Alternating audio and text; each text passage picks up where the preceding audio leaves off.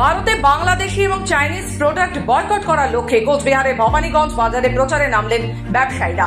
ভারতের প্রত্যেকটি বাজারের মধ্যে এবং দোকানগুলোতে দেখা যায় বাংলাদেশি পণ্য এবং চাইনিজ পণ্য বিক্রি হচ্ছে। তাই ভারতবর্ষে বাংলাদেশি এবং চাইনিজ প্রোডাক্ট বয়কট করার লক্ষ্যে কোচবিহার ভবানীগঞ্জ বাজারে প্রচারে নামলেন বাজারের ব্যবসায়ীরা। মঙ্গলবার সকালে ওই ব্যবসায়ীরা ভবানীগঞ্জ বাজারের মধ্যে একটি মিছিল বের করে। সেখানে তারা প্রত্যেকটি দোকানে দোকানে গিয়ে বিক্রেতাদের বার্তা দেন যাতে কোনো রকম ভাবে বাংলাদেশি এবং চাইনিজ প্রোডাক্ট বিক্রি না করেন তারা। আমাদের ভারত হচ্ছে খুব বড় একটা মার্কেট এবং চাইনিজ আর বাংলাদেশি প্রোডাক্ট এখানে বহুত বিক্রি হয় এবং চায়না আর বাংলাদেশ আমাদের দেশে প্রোডাক্ট বেচে এত টাকা কামাই করে আর ওই টাকা কামাই করার পরে ওই টাকা দিয়ে আমাদের দেশের উপরে আক্রমণ করে।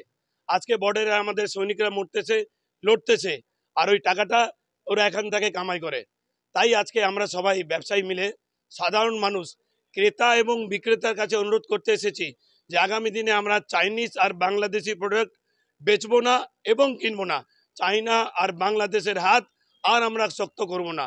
যেইভাবে বর্ডারে সৈনিক লড়তেছে এবং ভারতের প্রত্যেক রাজনৈতিক দলের সাংসদরা বিদেশে গিয়ে ভারতের কথা বলতেছে, তাই ভারতের ভিতরে থেকে আমরা চায়না আর বাংলাদেশের বিরোধিতা করতেছি।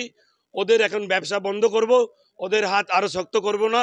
আমরা স্বদেশি মাল বেচবো, মেক ইন ইন্ডিয়া প্রোডাক্ট বেচবো, আমাদের দেশকে আরো শক্তিশালী বানাবো, আমাদের দেশের লোক যেন রোজগার পায়, আমাদের দেশ যেন বিশ্বের একটা বড় আর্থিক দেশ হোক, এটার দিকে আগাবো। কোচবিহার থেকে নিজস্ব প্রতিনিধি রিপোর্ট, খবর বাংলা।